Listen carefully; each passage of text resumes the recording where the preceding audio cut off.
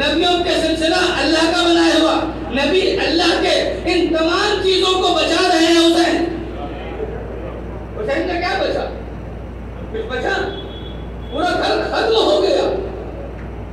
बेटे के अलावा कुछ न बचा, जो कुछ बचा वो इस्लाम का बचा। लेकिन एहसान का तकाजा यह है, हल जज़ाउल एहसान इल्लल एहसान, एहसान का तकाजा यह है जब हुसैन ने सब कुछ अल्लाह के लिए कुर्बान कर दिया तो जो कुछ अल्लाह का है सब में हुसैन है, सब में हुसैन है। आप हुसैन ये ना कहें कि सिर्फ हुसैन हमारे हैं, हुसैन हमारे नहीं है, सिर्फ सबके हुसैन है। मैंने कब कहा कि हमारी है करबला? अब बात तुम कहो तो तुम्हारी है करबला। शाबाश भाई मोहम्मद वाले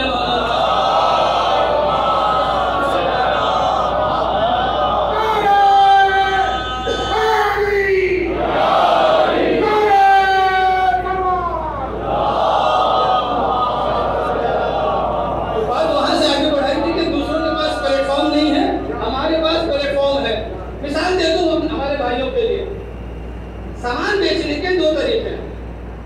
मिसाल में शक नहीं अर्ज भी कर चुका हूँ, रिपीट हो जाए अच्छी बात है।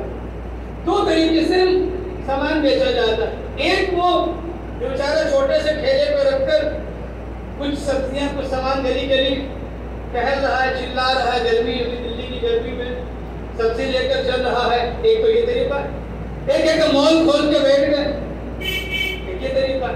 तो जो वो बेचारा गली गली में घूम रहा है, बेच रहा है सब्जी, वो पानी भी साथ में रखता है कि कहीं गर्मी की शिद्दत से भिंडी बेहोश ना हो जाए, कहीं बैगन को गश ना आ जाए, कहीं तुरई की सांसें ना रुक जाए, इसलिए बार बार वो पानी छिड़कता रहता है कि ताकि सब्जियां होश में रहे, बेदार रहे, जिंदा रहे, सलामत रहे, बिक जाए। चीखता है, चिल्लाता है, कोई खरीदता है, कोई नहीं खरीदता है, कोई जितना भी रेट हो कहता 10 रुपए 5 रुपए कम कर दो, खरीदने के बाद कहता कुछ फ्री में भी दे दो। तो एक ये बेचता बेचारा जो खुद परेशान भी हो रहा है, दर भी जा रहा है, न जाने कितने दरवाजों से वापस भी आना पड़ता है, कोई खरीदता नहीं है, चीख रहा है, चिल्ला रहा है, पानी छिड़क छिड़क के सब्जियों को होश में ला रहा है। उसके बाद भी कुछ बिका कुछ नहीं बिका। एक जनाब मॉल खोल के बैठे हैं, आवाज लगाते हैं, तो किसी को बुलाते हैं, बल्कि उनकी अभी झमेले बहुत हैं, पैकेट खरीदिए तो उसका अलग से पैसा देना पड़ता है। ये ठेले वाले से तो एक पन्नी फ्री में मांग लेते हैं, वहां से हर पन्नी की कीमत चेंज के बजाय चॉकलेट पकड़ा देते हैं। उसके अलावा महंगा इतना, लेकिन लोग वही जा रहे हैं। तो क्यों? इससे क्यों नहीं ले रहे? तुम्हारे दरवाजे पर आया है, दरवाजे दरवाजे जाकर ये बेच रहे, इससे क्यों नहीं लेते? वहां क्यों जा रहे हो? तो सब कहेंगे यहाँ ना क्वालिटी है ना वैरायटी है, भिंडी भी मिलती है तो बेहोश, तुरई भी मिलती है तो बस में पड़ी हुई, न क्वालिटी न वैरायटी। मॉल में क्यों जा रहे हो? सुपर बाजार में क्यों जा रहे हो?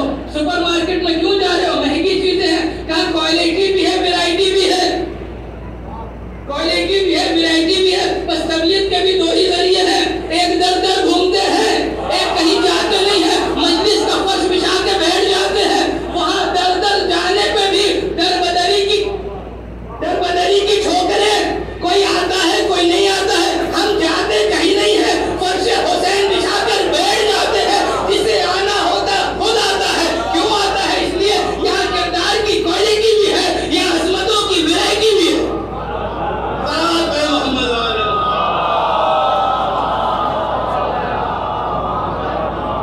छोटा सा लफ्ज होता है मजलिस है, छोटा सा लफ्ज है मजलिस है। जितने पोस्टर्स बनते सब में ही लिखा होता मजलिस है, मजलिस है। एक छोटा सा लफ्ज है 4 हरफों का, एक लफ्ज बना मजलिस। कहने वाले ने सब कह दिया, समझने वाले ने सब समझ लिया।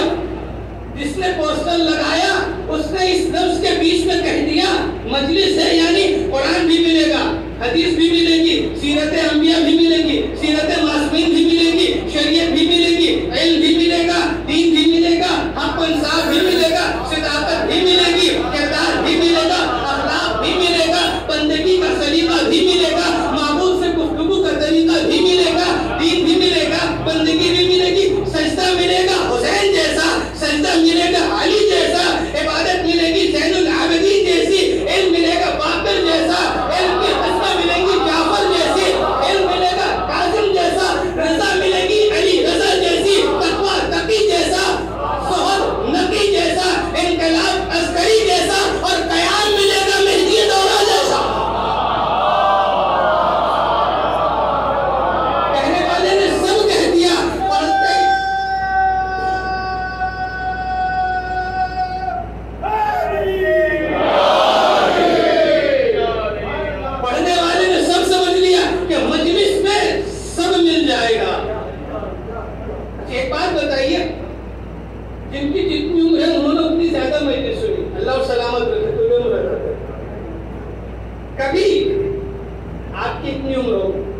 कभी किसी मजलिस में लगा हो कि भाई बहुत सुन लिया, अब नहीं सुनेंगे?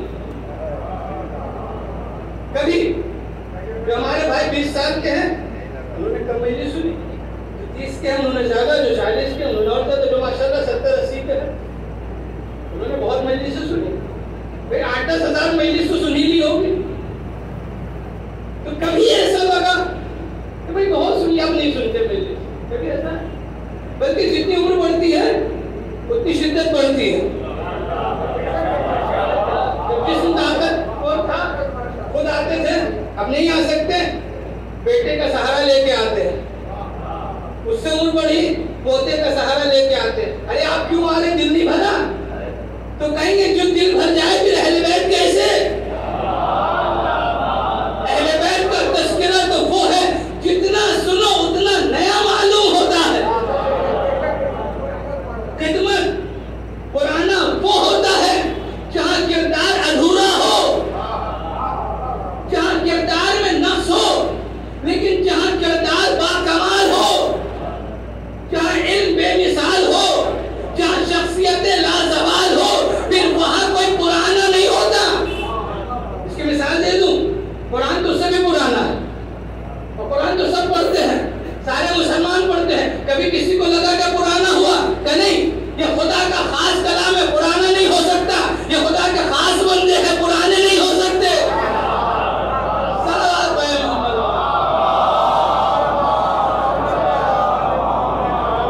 ये जिक्र कभी पुराना नहीं हो सकता, बल्कि जितना जितना जमाना गुजरेगा उतना इस जिक्र में वसअत होगी।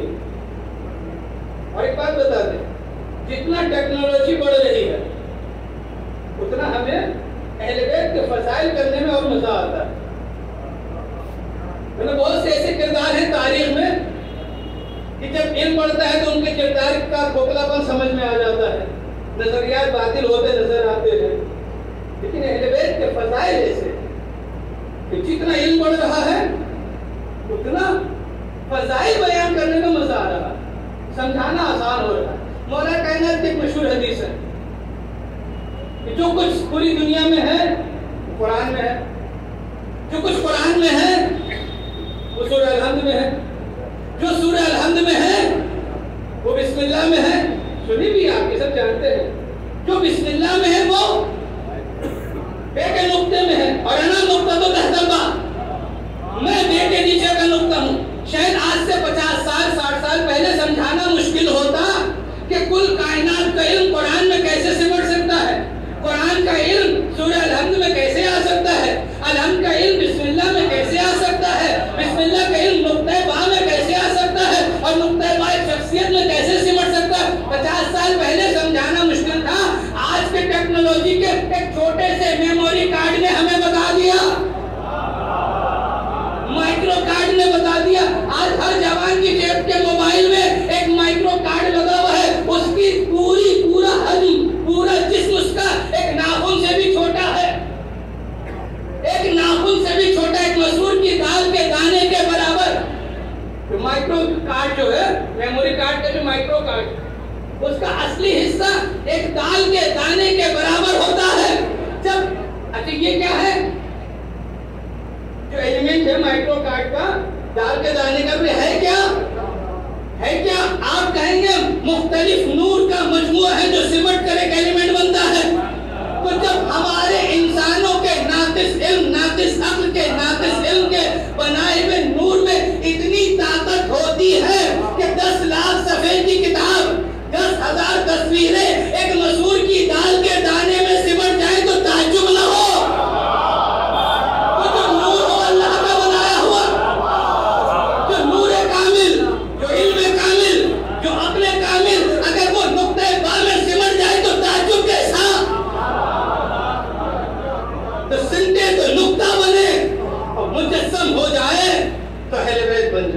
इसी अहले बैत की पैरवी करने का नाम शियत है। शियत कोई खानदानी रस्म का नाम नहीं है, शियत अहले बैत की पैरवी का नाम है। अगर कोई अहले बैत का पैरोकार है तो वो शिया है। सलावत पाए मोहम्मद।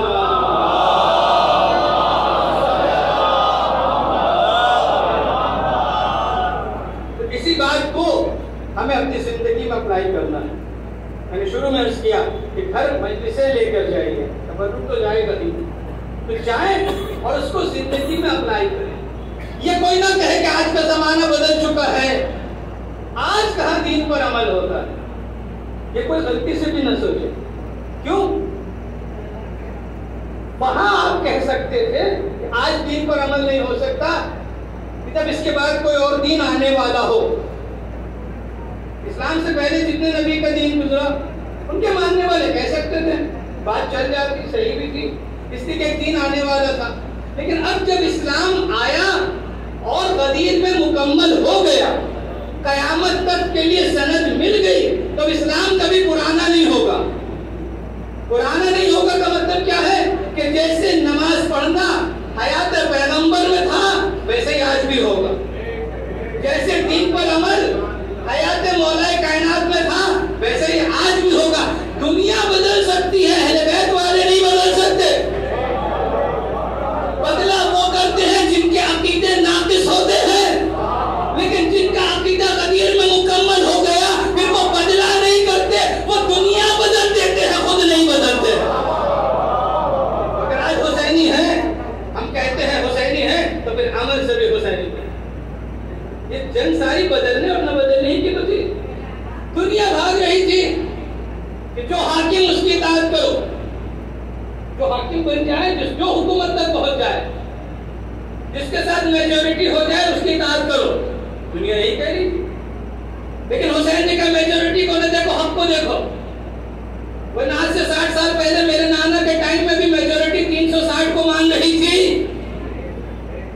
रसूल भी बैठ जाते, 360 था, 61 वाले आते, सब मान लेते। लेकिन बात थी कि जिधर दुनिया जा रही है उधर न जाओ, देखो हक किधर है, हक की तरफ जाओ। सारी जंग यही तो थी। वो 360 नाहक थे, एक हक था, वही 61 साल के बाद हुआ। वो जो हाकिम बना बैठा था वो नाहक था, दुनिया उसको मान रही थी। अक्सर होता है जो हाकिम हो जाता है लोग मानने लगते। मसल मशहूर है हिंदुस्तान में, तो बहुत आसान है समझाना, जिसकी लाठी उसकी भैंस। तो हुकूमत आ गई, लाठी मिल गई और सारी भैंस उनकी। फिर इस्लाम कहते नहीं, ये नहीं देखो दुनिया किधर जाए, लहर किसकी चल रही है ना देखो, हक किधर है वो देखो। तो पूरी दुनिया जा रही थी किधर? यजीद की तरफ। बड़े बड़े आए इमाम हुसैन को मशवरा देने के लिए, अरे आप भी बैत कर लीजिए, सुकून की जिंदगी गुजरेगी, पैसा भी मिलेगा, घर भी मिलेगा। आप ये क्या करना था? एक समर्थन ही तो देना था, एक सपोर्ट ही तो करना था। लेकिन हुसैन ने जिम्मेदारी को बताया कि मेरी जिम्मेदारी है कि मैं उसकी बैत नहीं कर सकता, मैं उसकी बैत नहीं कर सकता। और इमाम ने ये बात अपने तक नहीं रखी। ये कह सकते थे ना मैं उसकी बैत नहीं करूंगा, बात सही भी थी। यजीद ने इमाम से सवाल किया बैत या सर, अब कहता मैं बैत नहीं करूंगा, बात खत्म हो जाती। लेकिन इमाम ने ये तारीफी जुमला कहा, मिस्ली ला युवायो मिसला, मुझ जैसा उस जैसे की बैत नहीं करेगा। इस जैसे ने दो किरदार बना दिए, दो लाइन बना दी कि जो इस जैसा होगा वो इस जैसे की बैत नहीं करेगा। अब इस जैसे को ढूंढ ले, जैसा पूरी तारीख में देख ले, आदम से लेकर कयामत तक जैसे को मिला ले, जो हुसैन जैसा होगा। अच्छा हुसैन किस किस जैसे हैं? आप जानते वारसा पढ़ते हैं, क्या हुसैन सिर्फ पैगंबर के वारिस हैं? नबियों का नाम आता है ना, आदम के वारिस, नूह के वारिस, इब्राहिम के वारिस, मूसा के वारिस, ईसा के वारिस, फिर पैगंबर के वारिस, मौला कायनात के वारिस। तो अब ये कह सकते हैं कि 1.25 लाख नबियों के वारिस का नाम है हुसैन, 12 इमामों के वारिस का नाम है हुसैन। हुसैन ने कहा मुझ जैसा, तो आदम से लेकर खातम तक और खातम से लेकर कायम आले मोहम्मद तक, इस हुसैन जैसा। उधर ही सिक्के का दूसरा रुख उस जैसे की। तो जब आदम थे, आदम के मुकाबले में कौन था? इब्लीस। तो इधर सिलसिला आदम से शुरू हुआ और कायम आले मोहम्मद तक उधर इब्लीस से शुरू हुआ। अब उस जैसे को मिला लीजिए, आदम कभी इब्लीस के आगे नहीं झुकेंगे, नूह अपने वक्त के जालिम के आगे नहीं झुकेंगे, इब्राहिम अपने वक्त के जालिम के आगे नहीं झुकेंगे, न मूसा कभी बैत करेंगे, न ईसा कभी बैत करेंगे, न अय्यूब ने कभी बैत की, न यूसुफ ने कभी बैत की,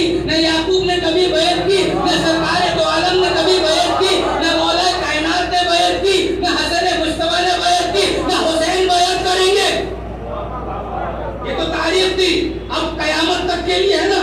तो अब न ज़ैनुल आबिदीन किसी के बैत करेंगे, न मोहम्मद बाकिर किसी के बैत करेंगे, न जाफर सादिक किसी के बैत करेंगे, न मूसी काजिम किसी के बैत करेंगे, न अली रजा ने कभी बैत की, न मोहम्मद तकी ने बैत की, न अली नकी बैत करेंगे, न हसन अस्करी बैत करेंगे, न मेहदी दौरा बैत करेंगे। सिलसिला भी खत्म नहीं हुआ। जब मेहदी दौरा पर्दे कैद में जाएंगे, उनकी नियाबत में जो खड़ा होगा, उनकी तरफ से जो जिम्मेदारी उठा रहा होगा, जिसके ऊपर शरीयत की जिम्मेदारी होगी, शियत की जिम्मेदारी होगी, जिसे दुनिया मरते वक्त कहेगी, चाहे वो कोलेनी हो बैत नहीं करेंगे, सदूक हो बैत नहीं करेंगे, तूसी हो बैत नहीं करेंगे, मुफीद हो बैत नहीं करेंगे, सैयद रजी हो बैत नहीं करेंगे, सैयद मुर्तजा हो बैत नहीं करेंगे, मजलिसी हो बैत नहीं करेंगे, हिल्ली हो बैत नहीं करेंगे, मोहसिन अल हकीम हो बैत नहीं करेंगे, खुमैनी हो बैत नहीं करेंगे, आमनाई हो बैत नहीं करेंगे, सिस्तानी हो बैत नहीं करेंगे। और तारीख हर दौर में दोहराती रहेगी, मिस्ली ला यबायो मिसला। जब दाइश की शक्ल में करबला पर हमला करेगा, तो हुसैन का 80 साल का बूढ़ा बेटा खड़ा होकर कहेगा, मिस्ली ला यबायो मिसला।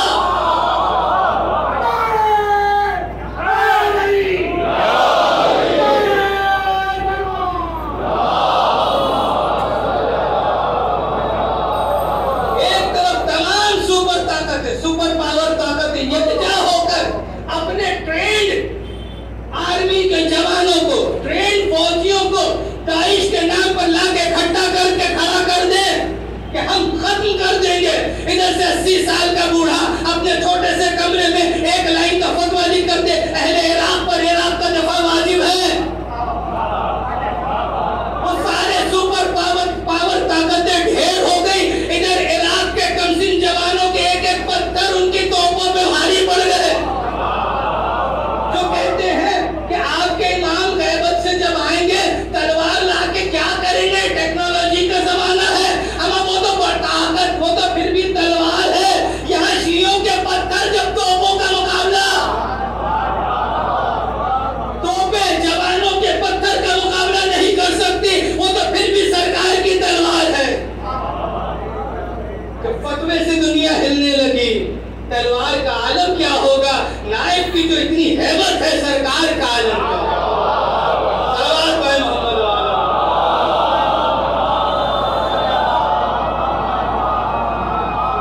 लेकिन हमारी जिम्मेदारी ये है, हमारी जिम्मेदारी ये है कि हम सिर्फ सुन के गुजर नहीं जाए,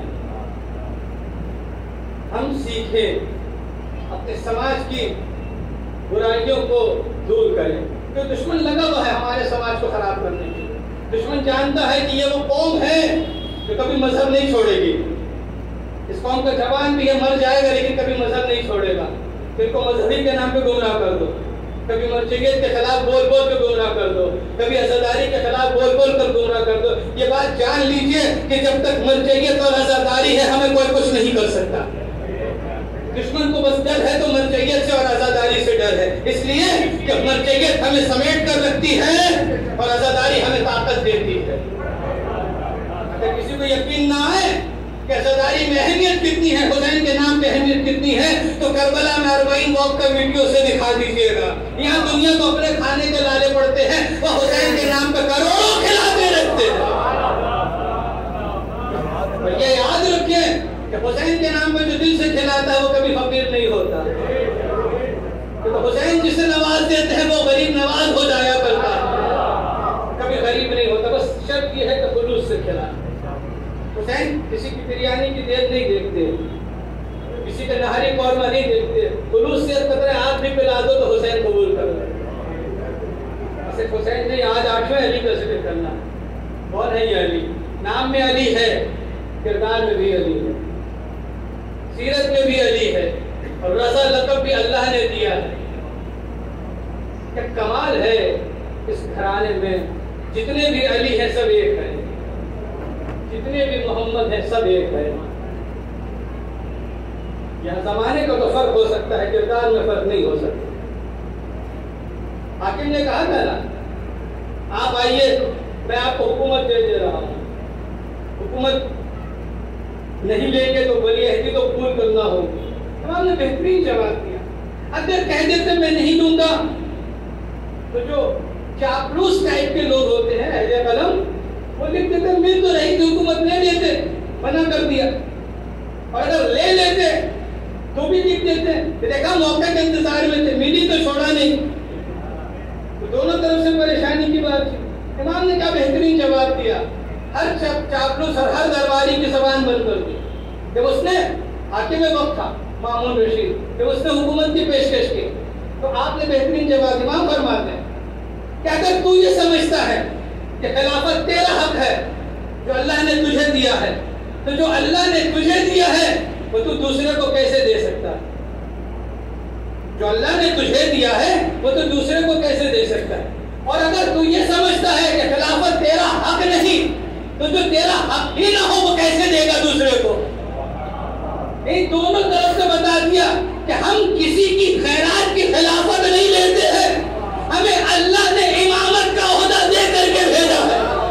और हमने तो तारीख में यही देखा है, हमेशा खिलाफतें इमामत के दर पर आई है, इमामत कभी दर खिलाफत में नहीं गई है।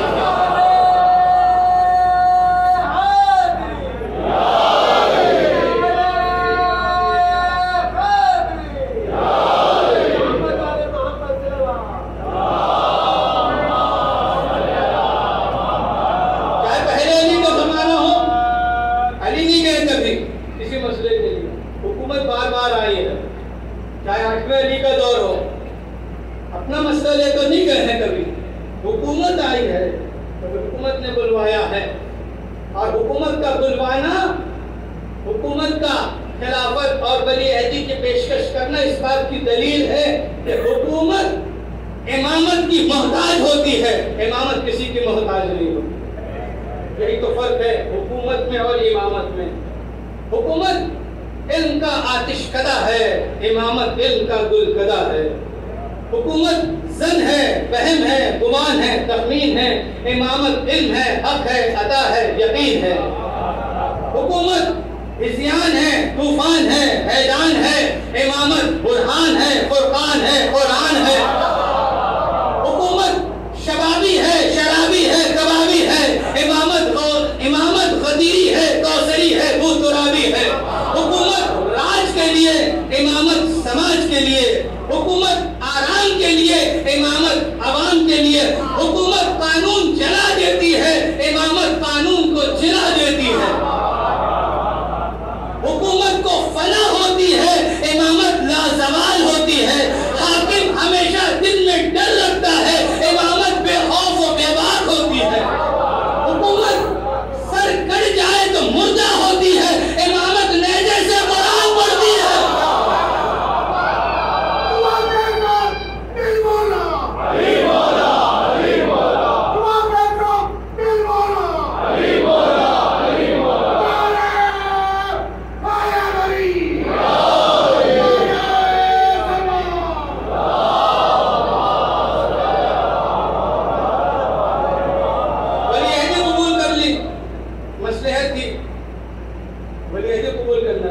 इसके पीछे एक वजह, वैसे बहुत सी वजह, एक वजह। अब तक मौलाए कायनात के बाद से इमाम मूसा काज़िम अलैहिस्सलाम तक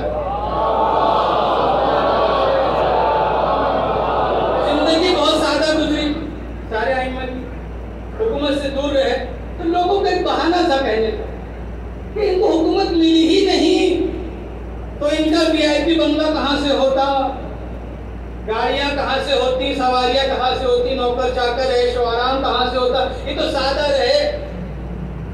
तो हुकूमत कभी मिले और जिंदगी सादा हो तो मिसाल होगी, ये बहाना होता ना। तो ये मौका था। अब इमाम ने हुकूमत वली अहदी कबूल करने के बाद भी जिंदगी वही रखी जो कल थी, ताकि सारे मौरखीन के कलम रुक जाए, कोई न लिख सके कि हुकूमत मिली नहीं, इसलिए सादा थी जिंदगी। अब तो हुकूमत मिल गई। कल भी मस्जिद में बैठते थे, आज भी मस्जिद में बैठ रहे। कल भी गुलामों के साथ खाना खाते थे, आज भी गुलामों के साथ खाना खाते हैं। कल भी गरीबों के साथ बैठते थे, आज भी गरीबों के साथ बैठते हैं। कल भी मसनद के बजाय मुसल्ले पे बैठते थे, आज भी मसनद के बजाय मुसल्ले पे बैठते हैं। वो और होते हैं जिनका हुकूमतें मिलने के बाद मिजाज बदल जाता है। ये इमाम वक्त होता है, बोरिये पे भी बैठा हो तो हाकिम कायनात होता है। या हुकूमत, इतनी सी हुकूमत, उसका दिमाग, उसका मिजाज, उसकी जिंदगी बदल दे, जिसके हाथ में कुल कायनात की ताकत है। कुल कायनात की ताकत, एक मामूली सी हुकूमत उसकी जिंदगी नहीं बदल सकती है। और जिंदगी उसकी बदलती है जो दुनिया को सब कुछ समझता है, लेकिन जिसकी नजर में दुनिया कुछ नहीं होती है, रज़ाए परवरदिगार होती है, तो वो ऐसी हुकूमतें खैरात कर दिया करता है। फिर वो हुकूमत के मोहताज नहीं होते, हुकूमतें उनकी मोहताज होती हैं। हमने हुकूमतों को खत्म होते देखा है, लेकिन इमामत आज भी जिंदा है। इसलिए कि जो ओहदा दुनिया बनाती है, दुनिया की ताकत के साथ वो रहता है, खत्म हो जाता है। लेकिन जो ओहदा अल्लाह की तरफ से आता है, जब तक खुदा के खुदाई है, खुदा का ओहदा बाकी रहता है। इसलिए जो भी हमारे यहाँ भी जितने हाकिम बने हैं, हमारे यहाँ भी जितने हाकिम बने हैं, उन्होंने भी आशूर के दिन अपने ताज उतार कर सर पे ताजिया रख कर ये साबित कर दिया कि ताज में वो इज्जत नहीं है जो शहदा ताजिया रखने पे इज्जत है। और इसी वजह से दूसरे सुपर पावर हाकिमों ने, आजमों ने, जो बड़े बड़े आजम गुजरे हैं, इन्होंने सिर्फ महल बनाए थे, वो महल आज खंडर बन चुके हैं। लेकिन जो हमारे यहाँ के हाकिम गुजरे हैं, बादशाह गुजरे हैं, उन्होंने महल से ज्यादा इमाम बाड़े बनवाए। महल फना हो जाते हैं, इमाम बाड़े बाकी रह जाते हैं। इसलिए महलों का वारिस खत्म हो जाता है, इमाम बाड़ों का वारिस पर्दे ज़ैब में बैठा हिफाजत कर रहा है। इसलिए यहाँ सवाल नहीं होता, उनके साए में हम जिंदा हैं, हम अज़ादारी कर रहे हैं, इसलिए जिंदा हैं। अपनी जिंदगी को मजबूत करें और अज़ादारी ये सोच कर करें कि इस अज़ादारी का एग्जामिनर बैठा हुआ है, एक एग्जामिनर है जो हमारी अज़ादारी देख रहा है कि हमने मजलिस पढ़ी तो कैसे पढ़ी। मजलिस पढ़ने वालों की भी पकड़ होती है, ये नहीं कि हम बच गए, नहीं, हमारी तो ज्यादा पकड़ होगी। हमने क्या पढ़ा, आपको दिया क्या, इसलिए इस पर वो आए जो हक के अहले बैत अदा कर सके। ये किसी के बाप की मीरास नहीं है, गदीर की अमानत है। इस पे आके मनमानी नहीं होगी, उलमा की तौहीन नहीं हो सकती। इस पर आने वाला मरजइयत के खिलाफ नहीं बोल सकता। इस पर आने वाला वही बोले जो अहले बैत को पसंद है। तो जो आने वाला जिम्मेदार है, सुनने वाला भी जिम्मेदार है। आपने क्या सुना, हर चीज पे नारा ना लगा दें, हर चटखारे में मजा ना ले लें, देखें भी कि ये सही है कि गलत है, ये अहले बैत से दूर कर रहा है कि करीब कर रहा है। अज़ादारी से हमारा समाज जिंदा हो रहा है, ये समाज में सवाल आ रहा है। अगर 2 महीना 8 दिन की अज़ादारी के बाद खुले सरों पे चादर नहीं आई तो ज़ैनब पे रोना छोड़ दे। अगर अज़ादारी 2 महीने 8 दिन की अज़ादारी के बाद नमाजों की पाबंदी न हुई तो हुसैन के सजदे का जिक्र करना छोड़ दे। हमारे पास इतनी मिसालें हैं, जो कुछ यहाँ कुर्बानी हुई वो दीन के लिए, हमने दीन के नाम पे सब कर लिया, बस दीनदारी नहीं आई। अच्छा अल्हम्दुलिल्लाह आज का समाज जितना बेहतर हो रहा, कोशिश करें। देखिए किसी को खुश करें न करें कोई मसला नहीं, कोई फर्क नहीं पड़ता, वक्त का इमाम खुश होना चाहिए। इसलिए कि जितना हम रोते हैं ना, जितना हम रोते हैं, हमसे कहीं ज्यादा हमारे वक्त का इमाम रोता है। हम तो कभी कभी रोते, जब मजलिस हुई रो लिए, जब याद आया रो लिए, कभी मजलिस में कभी जिक्र में रो लिए, लेकिन हमारे वक्त का इमाम हर वक्त रोता है। सिर्फ एक को नहीं रोता, हमारा कोई भी मासूम अपनी मौत से नहीं गया। ये कम मुसीबत है। हम आज जिनका जिक्र करने बैठे इमाम अली इब्न मूसा रज़ा, इनको जहर दिया गया, किस जुर्म में, क्या जुर्म, क्या किसी के खिलाफ कुछ कर रहे थे? नहीं, जुर्म ये था कि लोगों की हिदायत कर रहे थे, जुल्म के खिलाफ आवाज उठा रहे थे। तो हम भी अज़ादारी करके सिर्फ ये बताते हैं कि हमने कभी जालिम का साथ नहीं किया, हम कल भी मजलूम थे, मजलूम के साथ ही थे, आज भी मजलूम है और मजलूम के साथ ही। हम हमेशा से मजलूम रहे, लेकिन मजलूमियत जितनी भी रही, अहले बैत का दामन कभी नहीं छूटा और न छूटे। खुदावंद आलम हम सबको अहले बैत से हमेशा वाबस्ता रखे। बुजुर्गों का एहसान है जिन्होंने अहले बैत की मोहब्बत हमारे दिलों में दी। हमारी जिम्मेदारी है अपने बच्चों को हम अहले बैत की मोहब्बत से मालामाल करें। जब तक अहले बैत की मोहब्बत रहती है दिल में ढारस रहती है, इसलिए कि जब अहले बैत है ना तो फिर किसी गम का कोई असर नहीं होता। खुशी अहले बैत की खुशी से बड़ी नहीं, गम अहले बैत के गम से बड़ा बना। आठवें इमाम की शहादत हुई। इमाम का एक लक़ब है गरीबुल ग़ुरबा। इसका मतलब जानते हैं? गरीब उसे कहते हैं जो बेवतन हो, परदेश में अकेला हो उसे कहते हैं गरीब। और गरीबुल ग़ुरबा का मतलब समझते हैं? तो गरीबों में भी सबसे गरीब, जिसका कोई नहीं है, कोई नहीं। जिसके कहते हैं ना जनाजे पे, किसी का जनाजा हो और अगर बहन है तो बहन को जनाजे पे सीनत कहते हैं, क्योंकि बहनें भाई के जनाजे पे बहुत रोती है। खुदा हर बहन के भाई को सलामत रखे, हर भाई की बहन को सलामत रखे।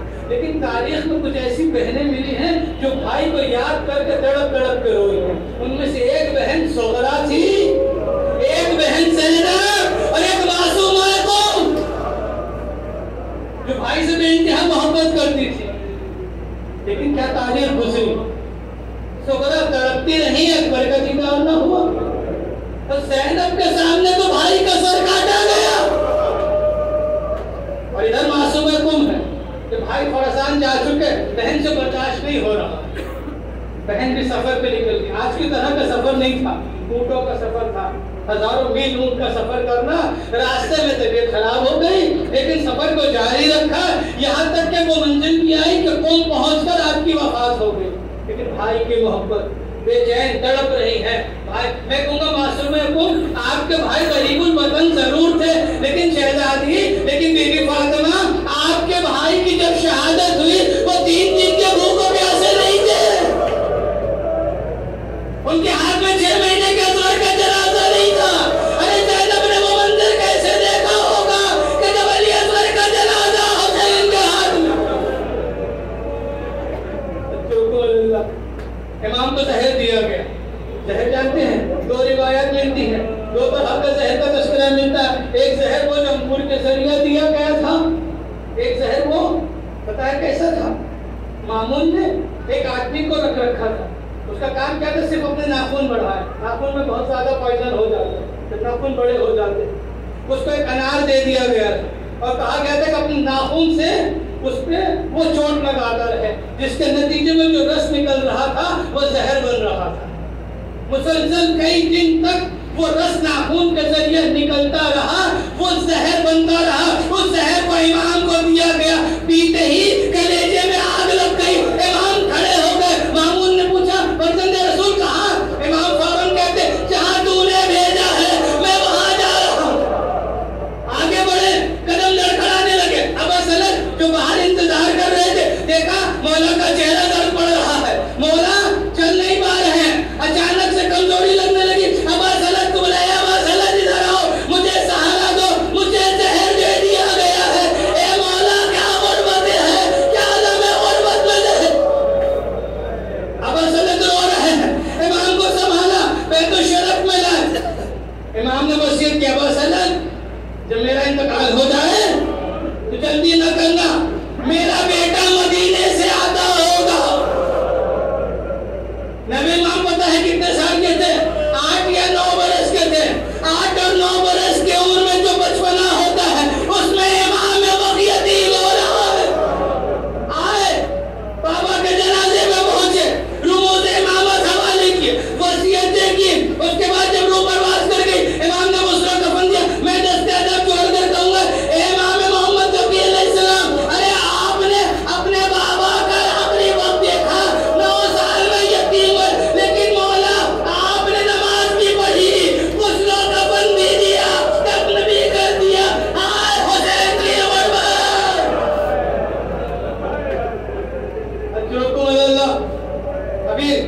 इंतकाल हुआ ही था, शहादत वाक़ई हुई, नबी इमाम आ गए, गिरिया किया, बाप से लिपट कर रोए, दूसरों कफन दे दिया। अभी आप ताबूत की ज़ियारत करेंगे। ऐसी जो ताबूत हम इसीलिए तो उठाते हैं ना कि जो हक था ताबूत उठने का, वो ताबूत का हक अदा नहीं हो सका, इसलिए कि जब भी किसी भी इमाम को शहीद किया गया, ताबूत में जाने वालों को मौका नहीं मिला। हम ताबूत उठाकर यही बताने की कोशिश करते, ए मौला काश हम होते। इमाम हुसैन ने भी याद किया है अपने शियों को, जब वसीयत कर रहे थे इमाम से, तो वसीयत में ये मशहूर है ना, शियती माइन शरीफुन मास्किन फज़कुरूनी, ए मेरे शियों काश के तुम करबला में होते तो देखते मैं कैसे बच्चे के लिए पानी मार रहा हूँ। अपने चाहने वालों को इमाम हुसैन ने भी याद किया था, चौथे इमाम ने भी याद किया था। ए दीदो, मौला का करम है, मौला ने याद किया, हम आज मौला को याद करते हैं। मौला की शहादत पे हम जमा हो गए रोने के लिए।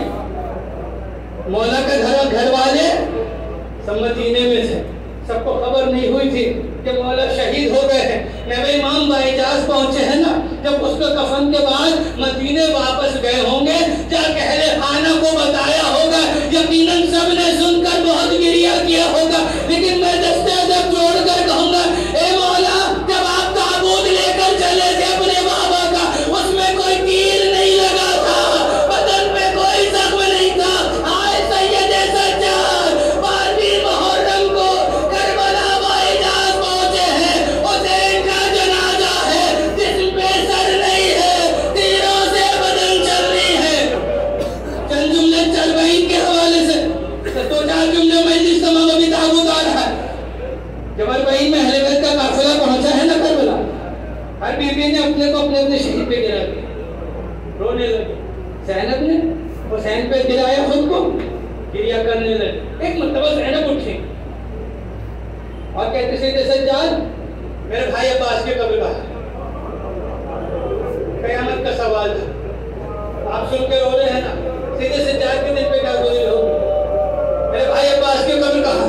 ज़ैनब को क्या तवक्को होगी, क्या उम्मीद होगी? अब्बास रहीम शहीद, अब्बास की कब्र भी वैसी होनी चाहिए। सीधे सज्जाद ने सर को झुकाया, तराई की तरफ चंद कदम बढ़े और जाकर कहते, हाज़ा अम्मी अल